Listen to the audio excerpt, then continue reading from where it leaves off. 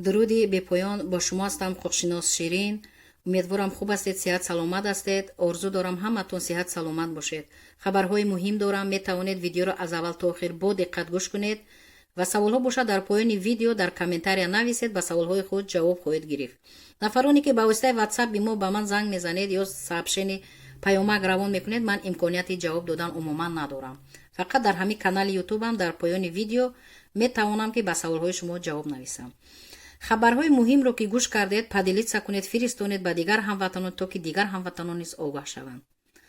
با شما خبری مهم رو میرسونم که در ماه ایول قانون نو قبول کرده شد از طرف پرزیدنت روسیه درباره بودباش شهروندان خارجی یعنی مهاجران، رجیستراسیا قید اونها. در این قانون نو اومده است که نفرانی که خویشاوندان نزدیک دارند در فدراسیون روسیه، خویشاوندان نزدیک اونها شهروند روسیه هستند، اونها می توانند از روی همون خویشاوندان نزدیک رجیستراسیا 3 ماه و 1 سال کنند با مهلت 1 سال. البته این قانون قبول شد اما 29 دکبر 2021 به قوه قانونی می دراید.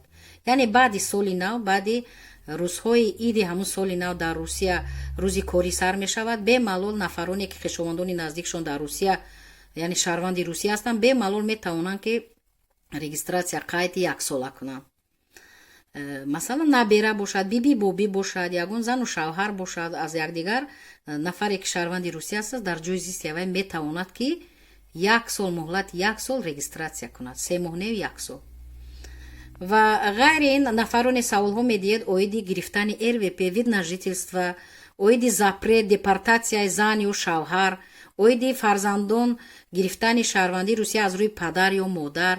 چونین سوال ها می دید. پیش از همه شما اگر подписчики من باشید در کانال من دروید از باری боло همون главния бинед видео калимаи видео навиштагӣ дар боло анаму видеоро ки зер кардед видеоҳои манро қаторак мебинед. агар он калимаи видеоро зер накунед видеоҳои манро якта дута мебинед, баъд дигар видеои дигар инсонҳо мебарояд. барои ҳамин подписчик бошед, агар подписат кардагӣ бошед видеоҳои манро аз бари боло калимаи видеоро зер кунед то ки қаторак видеоҳоро бинед. кадом видео ба шумо лозим аст ҳамона гиреду истифода баред, чунки ба саволҳои такрорӣ ман ҷавоб намедиҳам. дар бораи тамоми намуди ҳуҷҷатгузорӣ дар канали ман ба забони тоҷикӣ сода фаҳмондаам. ин ҳам бошад ба саволи мардум ҷавоб додаам. нафарони савол додам, ман саволҳои онҳоро ҷамъ карда ҷавоб додам, видео кардам то ки мардум бубинанд, гӯш кунанд ва ба дигарон падилитса кунанд, фиристонанд то ки дигарон низ огаҳ шаванд.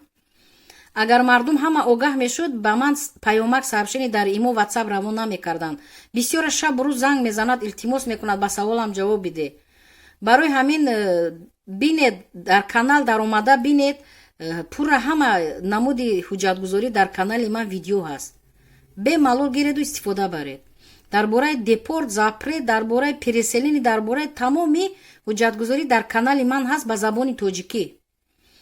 ғайр ин гуфтаниам ки нафароне ки айни ҳол дар тоҷикистону ӯзбекистон ҳоли сафари омадан доред, ба шумо гуфтаниам ки аниқ маълум нест, аммо МВД Русия мехоҳад ки ин хабарро ман чанд моҳ пеш фаҳмида будам ва видео карда пешниҳод карда будам. боз имрӯз амин 10 июл фаҳмидам аз ТАСС ки МВД мехоҳад ки шаҳрвандони хориҷӣ берун аз Русия барои гирифтани патент ҳуҷҷат супоранд. агар ҳамин хабар, ҳамин хоҳиши МВД яъне ки нақшаи МВД агар амалӣ шавад, иҷро шавад, қонунан шавад, баррасӣ шавад, ин ба фоидаи хориҷиён ва муҳоҷироне ки сафари Русия мекунанд ба фоидаи онҳо мешавад, чунки дар ҳамун ватани худ бемалол ҳуҷҷатҳои худро месупоранд. агар онҳоро иҷозат додан барои гирифтани патент бемалол билет харида меоянд.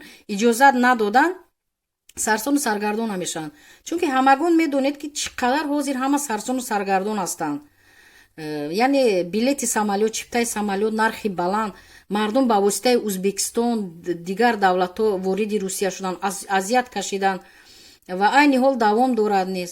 ва баъзеҳо 9-10 ҳазор сомон билет харида омадан барои гирифтани патент ҳуҷҷат супориданд.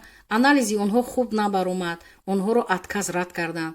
ё ки баъзи онҳо имтиҳони забони русиро супоридан натавонист, онҳоро рад кардан, аз патент гирифтан. яъне ки проблемаҳо, сабабҳо гуногун аст. аксарияти онҳо ба ман савол доданд, гуфтанд ки ҳамин хел мо отказ шудем, патент намедиҳанд бо ҳамин сабабҳо. барои ҳамин якуме ки забони русиро бениҳоят хуб ёд гиред. пеш аз омадан.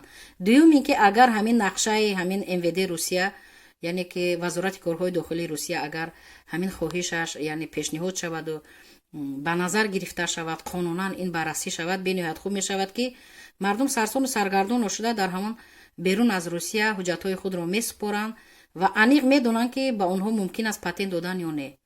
яъне аниқ медонанд ба онҳо мумкин бошад бемалол омадан мегиранд, мумкин набошад, яъне ки харҷу сарфи зиёд намекунанд. ва инро мо интизор ҳастем, мумкин ки ҳамин баррасӣ шавад, чунки чанд моҳ пеш ҳамин хел масъаларо бардошта буд МВД Русия. ман видео карда будам, пешниҳод карда будам ва чандин моҳ пеш чандин навигариҳое ки баррасӣ мешуданд ё ки дар Госдума, дар Думаи давлатӣ, яъне ки лоиҳаи онҳо кашида мешуд, ман эълон мекардам, баъди якчанд моҳ ҳамаҳо баррасӣ мешуданд. агар ин ҳам баррасӣ шавад бениҳоят хуб мешавад. ва ғайри ин саволҳо доданд баъзеҳо ки набераҳо савол доданд ки аз рӯи биби бобӣ мо метавонем ки шаҳрванди Русия шавем. вақте ки агар биби бобӣ мо дар Русия бошанд, мо рафта он ҷо аввал патент кунем ё ҳуҷҷатгузорӣ кунем. ба саволҳои шумо ҷавоб медиҳам. вақте ки шумо аввал меоед, ҳатман ҳуҷҷатҳои худро барои гирифтани патент супоред. шумо ҳатман патент гиред дар даст ва қонунан кор кунед ва ҳуҷҷатҳои худро ҷамъоварӣ карда баъдан аз рӯи биби ё бобӣ масалан супоред. УВМ равед, рӯйхати ҳуҷҷатҳоро ба шумо медиҳанд, чӣ лозим аст ҳамаи онҳоро ҷамъоварӣ карда месупоред. албатта набера аз рӯи биби ё бобӣ ки шаҳрванди Русия аст, имконият дорад ки шаҳрванди Русия шавад. яъне шаҳрванди Русия аз рӯи ЗАГС мешавад, аз рӯи падару модар мешавад, аз рӯи фарзанд мешавад, аз рӯи биби бобӣ мешавад. барои ҳамин пеш аз омадан тамоми ҳуҷҷатҳои худро дар ҳамон Тоҷикистон санҷед, бинед ягон хатогӣ набошад. баъдан ҳамаи ҳуҷҷатҳоро овардан лозим ки ин қадар роҳи дур меояд, баъд дар ин ҷо ҳуҷҷатгузорӣ кардан мушкил аст. ва нафароне ки савол додед ки дар бораи имтиҳони забони русӣ ҳатман нафарони патент мегиред месупоред. ғайри нафароне ки РВП вид на жительство гражданство мегиред, ҳатман сертификати забони русӣ лозим аст. дар ин бора ман видео дорам, марҳамат каналро бинед, пурра фаҳмондам ки киҳо имтиҳон месупоранд, киҳо намесупоранд. агар саволҳо иловагӣ бошад, дар поёни видео саволҳои худро нависед ва ҷавоб хоҳед гиред. агар ки имконият дошта бошед, видеоро падилитса кунед, фиристонед, то ки дигар ҳамватанони мо бинанду сарсону саргардон нашаванд ва аз ин видео истифода баранд. ғайри ин боз такрор мекунам ки қонуни наве ки қабул шуд моҳи июл дар бораи регистратсия 29 декабри 2021 ба қувваи қонунӣ медарояд ва баъди соли нав бемалол нафароне ки хешовандони наздикашон шаҳрванди Русия ҳастанд, регистратсия яксола мекунанд. такроран ба шумо инро ман фаҳмондам. нафароне агар имконият дошта бошед, агар метавонед баъди соли нав, яъне ба Русия биёед, бемалол яксола регистратсия мекунед ва ҳуҷҷатгузорӣ мекунед. дар амони худованд бошед.